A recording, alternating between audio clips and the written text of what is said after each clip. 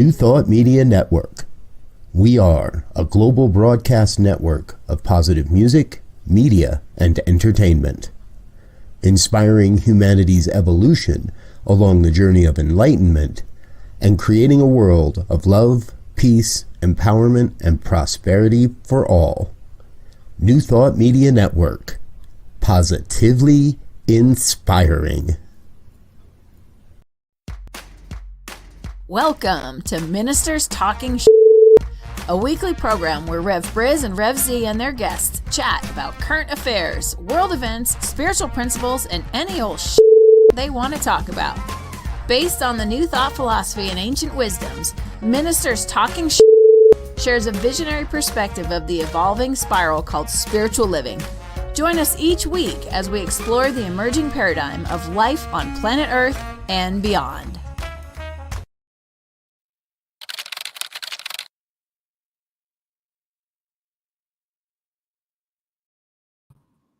And good morning, dear ones. Rev BRZ with you over here. Rev Z right here. And we're a couple of ministers talking shit. And it happens every Friday morning here on the New Thought Media Network at 7 a.m. Mountain Time. We're so grateful you're with us. Please do us a big favor, hit the share button, hit the like button, and let some friends know that we're here, and have them join you this morning. Z, I guess there's really one big topic in the world, and I wasn't here last week to chat with you about it, so I guess we got to chat about it again a little bit here today. But it would appear there's some good news, not so good news, and some really interesting news coming out of Ukraine. Get us started here. Kick us off. Well, once again, world events, in my opinion, continue to show us how everything is connected, right? So we have a war starting thousands of miles away from us that at first appears to just, at first blush, looks like it's just two countries, right? Which we know one is being a bully, Russia. But now we begin to see how that one incident affects everybody in terms of supply chain, products, commodities, they're taking over nuclear plants now. You have people in Russia now trying to leave Russia because they're thinking maybe they're going to call martial law in Russia. And on top of that, they have, there's a businessman who's put out $1 million bounty on Putin to take him out. Well, to arrest him. To arrest him, yes. Take him off the chessboard. Let's put it that way. Not take him out, but take him off the chessboard. Meaning he's not contronling the movements of the pieces anymore. Just want to make sure we're not advocating. Yeah, no, definitely not. Definitely not. But it's a broad sweep, right? I mean, we see how this one person, ex-KGB billionaire, is controlling things, seem to be from some warped sense of reality where he can go in and just bomb innocent people because he wants the territory, the land, the resources. God knows what he's thinking. And it's causing a little uprising around the globe. That's a summation of the madness, and now we can look at the pieces of the madness. Exactly. And to me, it's one of those things. I've been trying to really kind of dig in as deep as I can in this past week or so. And there's a great documentary on Netflix about the Ukrainian people's uprising, if you want to call it a revolution. Many of them did in 2014 against the Russian interests in Ukraine. So this isn't a game of Risk, folks. This isn't Putin realizing, I got enough shits here, I could just, keep winning the game. I don't know that it's about winning the game. Sometimes it feels like he's trying to bait NATO into this nuclear one is a big one. So overnight, the Russian forces attacked a nuclear a nuclear power plant, Ukraine's largest nuclear power plant, second largest nuclear power plant in all of Europe, and there was a fire. Now, the good news is the fire was in a training building. The fire was not in a reactor. There's 6 reactors on site. It would seem a very silly move for Putin to destroy or damage these reactors, as Russia is directly downwind of this, so they would reap the worst fallout from something like this. The interesting part is they didn't have anybody to run the plant, so they took over the plant and then had to go back out on the street and say, "Hey, wait, you guys in the white coats, you scientist type, come back in, would you?" And the scientists, the Ukrainians are like, "Yes, absolutely." They step back in. They don't want a nuclear fallout. Yeah. So we end up, here's part of what I'm seeing. We end up with Putin on one side saying, Ukraine is filled with neo-Nazis. You saw what we did to the neo-Nazis, to the regular Nazis in World War II. We're going to do the same thing to this new breed of Nazis that are all over the Ukraine. Yeah. We got a Russian businessman offering $1 million to have Putin arrested. And in his statement, I want to find it here so I read it exactly. His statement, this man said, "As an ethnic Russian and a Russian citizen, I see it as my moral duty to facilitate the denazification of Russia. I will continue my assistance to Ukraine in its heroic efforts to withstand the onslaught of Putin's Orda." Added the businessman. Orda is a Russian word for horde. So we're almost at a point of it's like, well, you're the Nazis. No. Well, no, you don't. You're the Nazis. Well, no, you're the Nazis. Well, no, you're the Nazis. And it seems like there's one country one group of leaders that's telling the truth, and one that's hiding behind a delusion. Yeah. And now, one thing that's going to be interesting about this is, as there's a fear of martial law in Russia, right? Now, the airspace, restriction of airspace is spotty. I don't think it's everywhere now, and they don't want to restrict it. There's some parts of it that they're not. But I can see if this thing keeps going, people inside the country are going to get very nervous. And if they want to leave and they can't, right? Because there's some, I know they've grounded Russian flights all over the world. They're not letting them take off. Yeah. And I don't know who's siding right now. I mean, even China has made some statements against Russia and this whole thing. So their allies and their support system is going to be shrinking day by day. Right. And so I would not be surprised if that $1 million bounty, somebody didn't try to take it and arrest him, because it's only going to be a matter of time till they're going to be in dire straits. The ruble has tumbled. They can't get information. Only what Putin is giving. Whatever supply chain they have, that thing is about to crunch down pretty soon. So there's going to be a shortage of food. Gas. It's still cold in Russia right now, so they need some heat. I don't know how much they have in their storage reserves, but these connected chains of oneness, if you will, that are always present, are going to begin to show how oneness works. You can't have one aspect of a whole starts acting crazy and it's not affect everything. Right. Oneness is not meanness. Yes.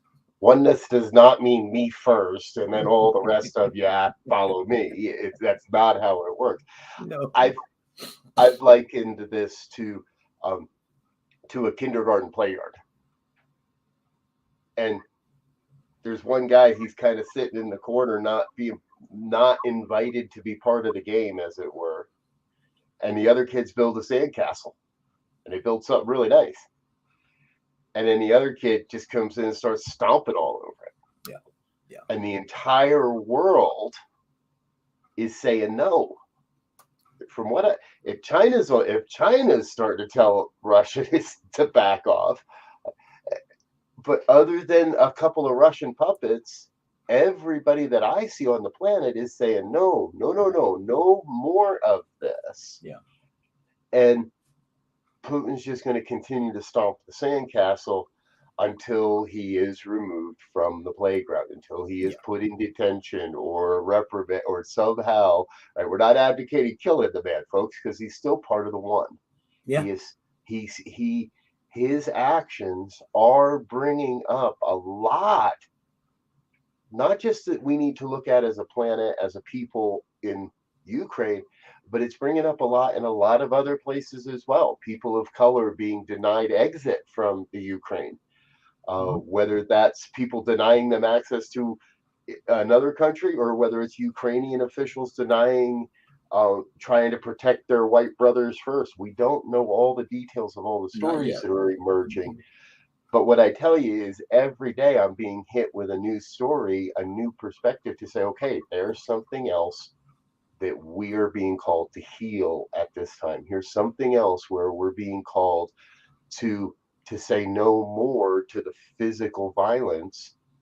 And NATO's refusal to implement a no-fly zone and their adamant refusal to send ground troops is in many ways an example of peace. And and it's not saying we don't believe in you, folks. It's not saying we don't support the people of Ukraine. It's saying we think there's a higher game at play, and we're never going to get to world peace if we don't stop throwing troops and weapons at every concern that happens, at every problem. Yeah, we can't. Every time we have a disagreement, it can't always go to a fight. There has to be some diplomacy. There has to be some decorum. There has to be more of a global vision of how these one little events, i.e., they think they're isolated when they're really not isolated, and they begin to ripple out. I mean, you think about now, like Google and Apple and all these companies, Ford, companies that have some plants and business stakes in Russia, have ceased business. Now, you know, we've only been dealing with this now. I think that we're going into the second week here. God help us. I hope it doesn't go much more beyond that. But if for some reason this thing goes into a month or longer of occupation, Russia is going to be hurting in terms of no jobs, no money, no way to get things out. It'll go into a real bad situation. And the other piece of it is there've already been 3 attacks on the president's life of Ukraine trying to assassinate him. Because what they want to do, or one of the strategies that Russia they want to set up a puppet government. Now they got access to all of the resources, and you know, we know about Chernobyl in Ukraine, and we know about the one that they just captured. But there are another 2 or 3, if I'm not mistaken. Might be only 5 or 6 actually. Yeah. I mean, in total, I think there's about 5 or 6, maybe even 7 nuclear plants in Ukraine that we don't want someone with this mindset to have control of. Right. It's interesting. It would appear, I've seen articles, Putin really does believe this is him rebuilding the power and the glory of the original Soviet Union. And Ukraine was never, that's the tricky part, right? His perspective is this was never a legitimate state. They were never a sovereign state. They've been a rebel entity since the beginning, and the 2014 is just part. That's when for Russia the war went hot. Now they've been sitting cold for 7 years, building up their resources. I think, in many ways, I trust, and I think we could very well be looking at the very first war that is brought to an end by economic means, by economic weapons. Russia's running out of money, and their forces in the north are running out of food and fuel almost simultaneously. Their convoy of attack vehicles is stuck in stuck northwest of Kyiv, mostly because the ground is not frozen. So they got to drive their tanks on the roads instead of the ground, and because they have no fuel. Yeah. It seems they launched what they thought would be a 3-day war with 2 days worth of food, and we're now at day 8 or 9 or 10 or something like that. Yeah. We know these soldiers are getting hungry. Right. And and one thing I'm sure some of you, if not all of you, have seen the humanitarian, if you will, the humanity of the Ukrainians who caught a Russian soldier. He was a captive, prisoner of war, and they allowed him to call his mother. And I don't know what they said, but you can definitely see that they're giving the guy the phone. He's talking, he's crying, and he's speaking to his mother about the conditions or whatever that he's captured. Who does that in war other than someone who's like, look, there's other ways to do this. We even though you guys are being, i.e. the Russians are being, less than human, we can still maintain our humanity while we protect our people and protect our country, if you will. And, right. Meaning there are other ways to do this. And now, there's a question now. I mean, this has left the Earth and it's now going up to the International Space Station because Russians support that and have astronauts up there. So now the question is going to become, what's happening up there? Right. Will Russia take their support away? Will they? Who knows what's going to happen there? But that we got a football-sized field satellite station up in the air with people on it right now from various countries, and Russia is the transport, is the stairway, is the transport mechanism. There's an American astronaut scheduled to be brought back. I was seeing this article yesterday somewhere that is scheduled to come home, and Russia's bringing them home because Russia's the only got the vehicle. So here's the rub, right, folks? We preach about a world of oneness. We talk and we teach and we do and we work towards this idea of oneness. That includes Russia. That includes what we perceive as their mistaken beliefs and ideals. That includes the people that are nasty actors that are kicking over sandcastles. And at the same time, we have to be willing to stand up and say, yes, we are all one. And you are now operating beyond the acceptable boundaries of society. And they've been crazy. I mean, this is crazy talk, right? I mean, this is literal. There's talk about, there's concerns that Russia might let the thing fall to the earth, right? They've been having those kind of conversations. Now, right. Well, that is what we're going to do, by the way. You know that, right? What's that? That is how we're going to decommission the International Space Station. Is they're going to let it fall to Earth. They've got the trajectory set to splash down somewhere, I think, in either the Indian or the Pacific Ocean. Oh, wow. And that's how they're going to decommission it. They're going to take everybody off and they're going to let it come in. Okay. But, all right. So, but we don't want that to happen off of the established timeline. We don't want somebody to say, well, let's just make that happen next week. Yeah, there's so much enormity to the universe and to our world that is so connected that we have enough threats unknown that we should not be trying to take over people. We should be trying to figure out, look, how do we work together to make this thing work better? Let's forget about all this, nationalism and all these things that separate us to create these kinds of conflicts. And how do we work together? And we know there's always going to be contrast, right? We know that. Night and day, the contrast between night and day has been happening as long as time that we know of. So we know there's contrast.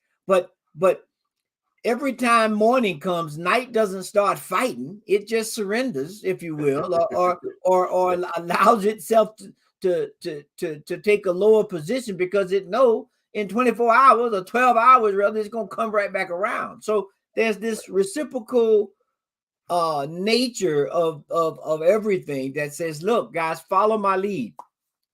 We've been doing this for a long time. We ain't killed. The moon has never killed the sun, and the sun has never killed the moon. Yeah, exactly. Right. That's the thing. The light does not have to defeat the darkness. The light just has to stay being the light. Yeah. And without the darkness, there would be no light. I mean, True. There's a whole nother conversation because the words of light and dark have been, in my mind, so tainted in that white is good, dark is bad, but I think we forget that it says in the beginning there was only darkness, meaning if everything came from God, at some point somebody's going to say, ooh, what does that mean? Yeah. And then God said, I'm going to do something different and create another aspect of myself. Let there be light. Yeah.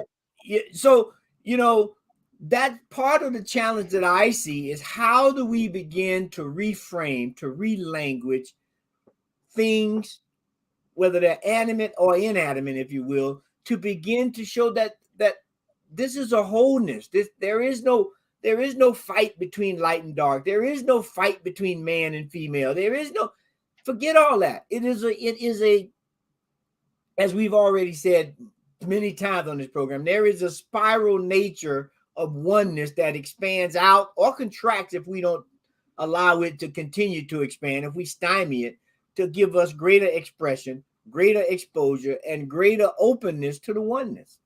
Yeah, exactly.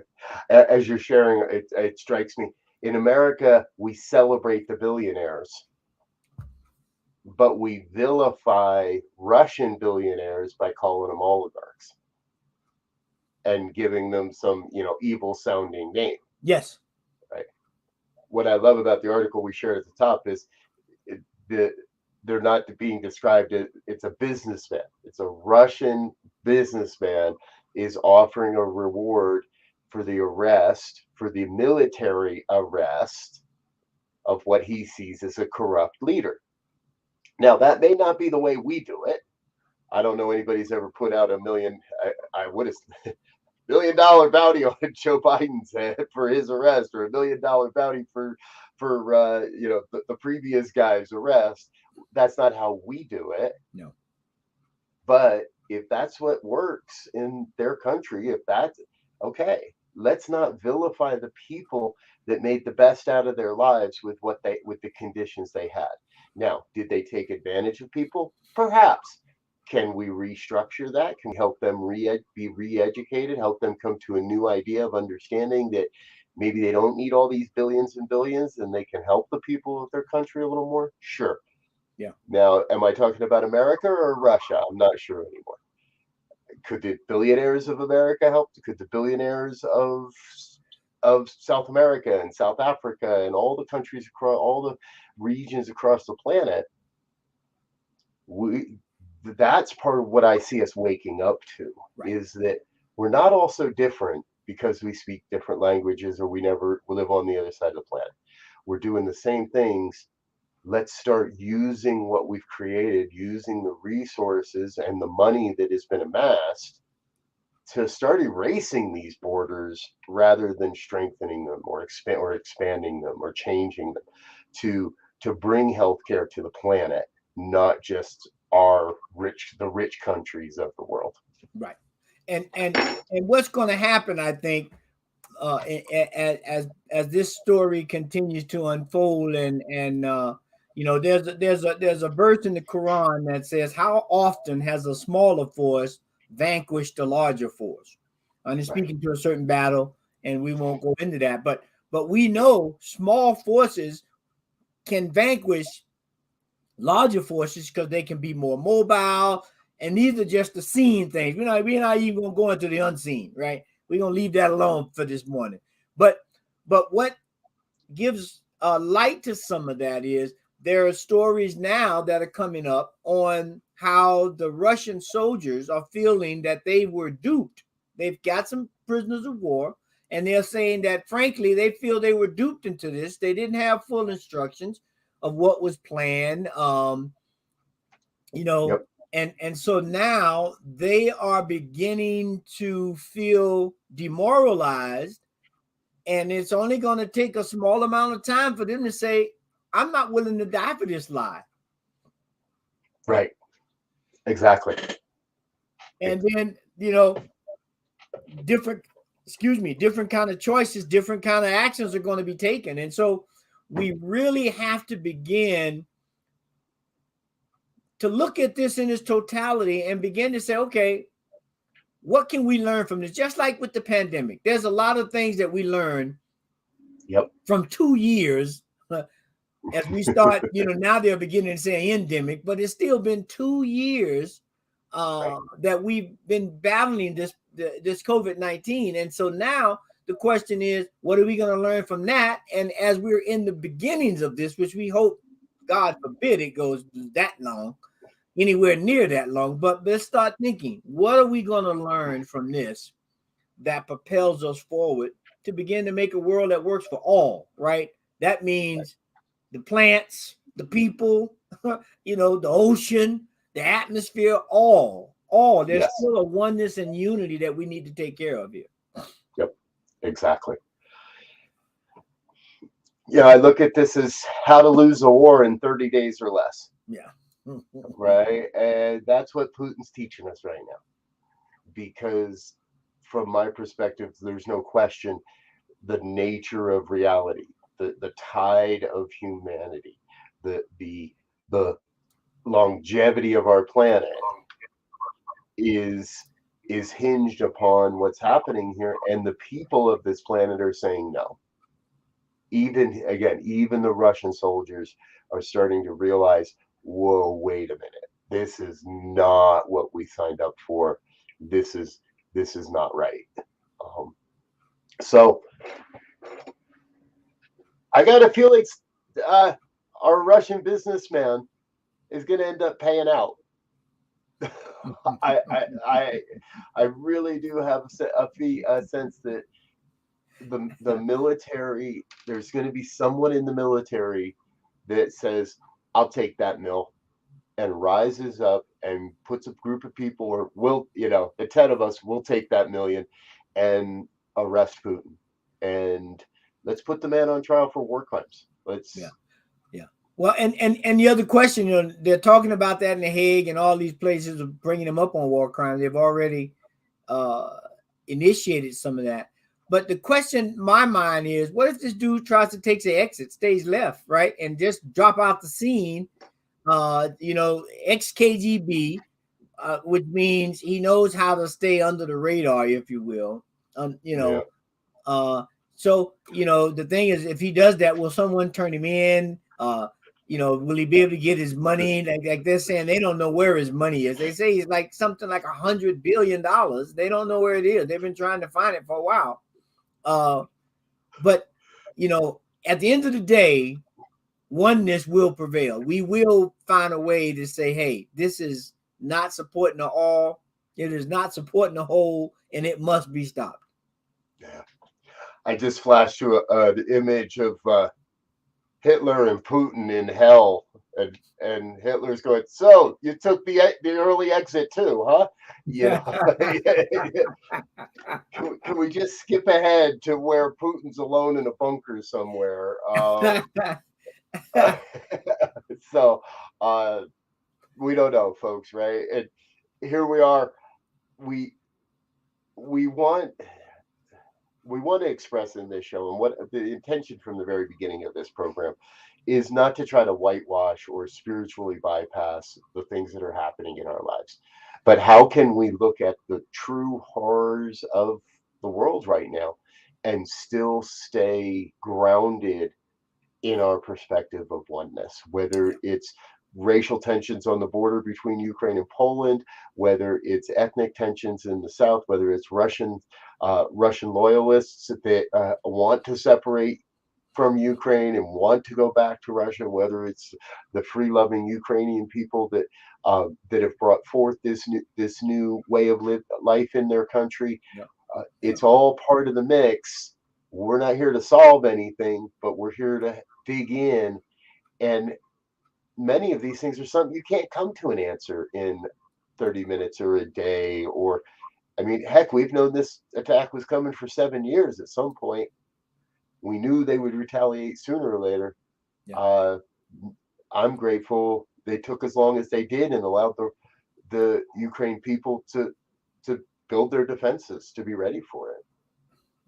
And together we can transcend the need for any of these types of events. We can transcend the violence and the hatred and the separation. And I do believe, again, that's what this is. This is the world's opportunity to stand up for peace and unity, rather than devolve or fall back into the, well, we'll just throw bigger guns at your guns.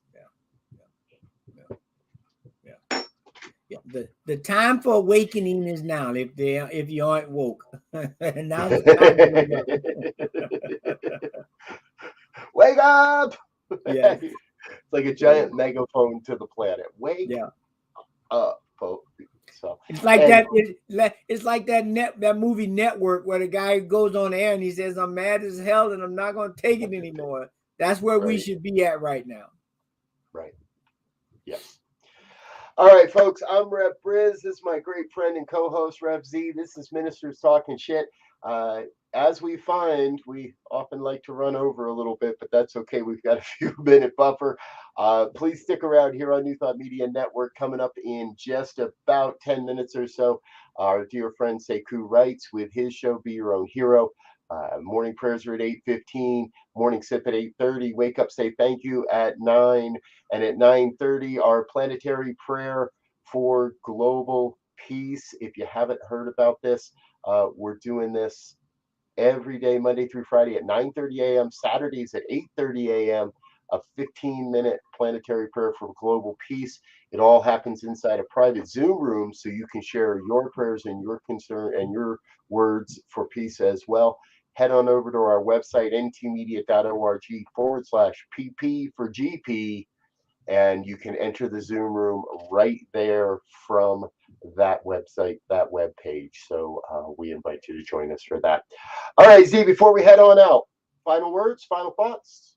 Oneness. Let's figure out how to make, let's deal with the contrast that's always going to be there and still know that is one life, one God, one people, oneness. All right, folks, we're out of here. Until next time, peace. Let there be peace. I am a stand for peace. So let there be love. I am a stand for love. Let there be joy. I am a stand for joy. We are making a new world now. Let there be peace. I am a stand for peace. Let there be love. I am a stand for love. Let there be joy. I am a stand for joy. We are making a new world now. Let there be peace. I am a stand for peace. Let there be love. I am a stand for love. Let there be joy. I am a stand for joy. We are making a new world now.